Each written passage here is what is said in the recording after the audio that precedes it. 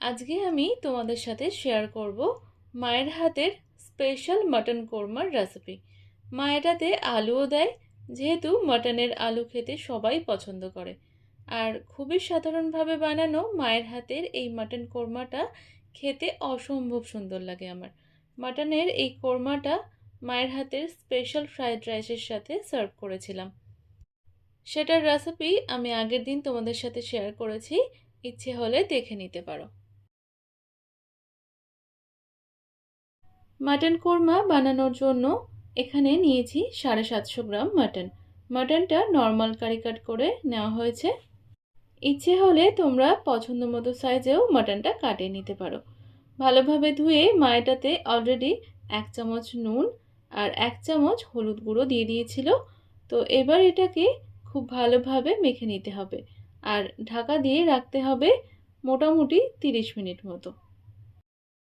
এরপর একটা পেস্ট করে নেব। তার জন্য একটা মিক্সির কন্টেনারে নিয়ে নিচ্ছি 10-12টা শুকনো লঙ্কা। ঝালটা নিজেদের স্বাদ অনুযায়ী ব্যবহার করো। দিয়েছি 1 চামচ গোলমরিচ, 2 চামচ গোটা জিরে, 2 ইঞ্চি মতো আদা টুকরো করা দিয়ে পরিমাণ মতো জল দিয়ে পেস্ট করে নিতে হবে।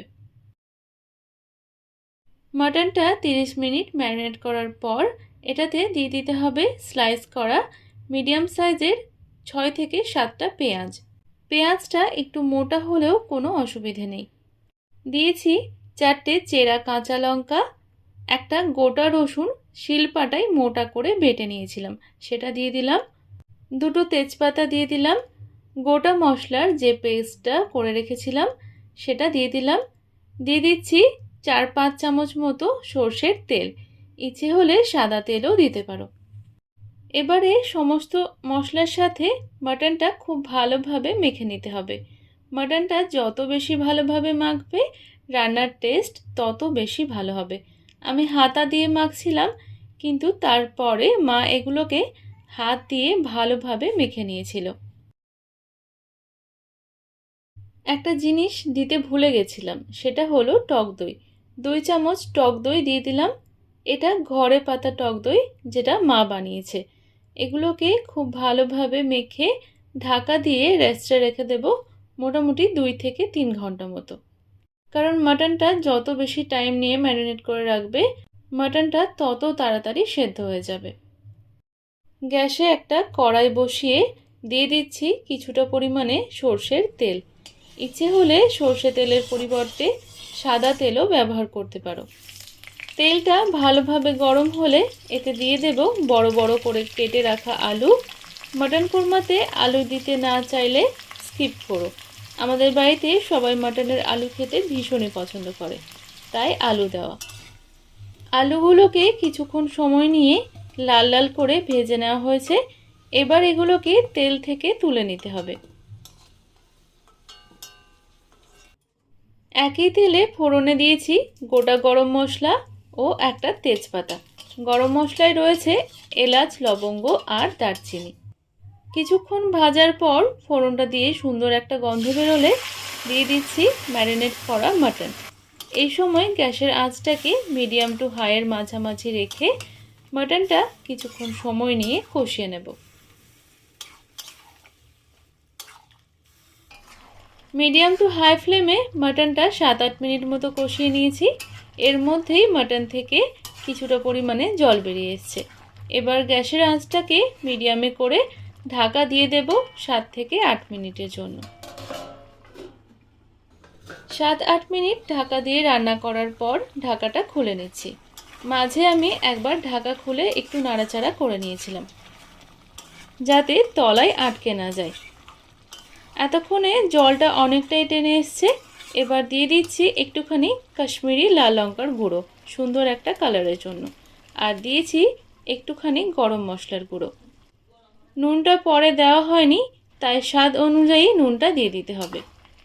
আবারও একবার ভালোভাবে নাড়াচাড়া করে ঢাকা দিয়ে দেব 6 থেকে 7 মিনিটের জন্য মিডিয়াম টু লো ফ্লেমে।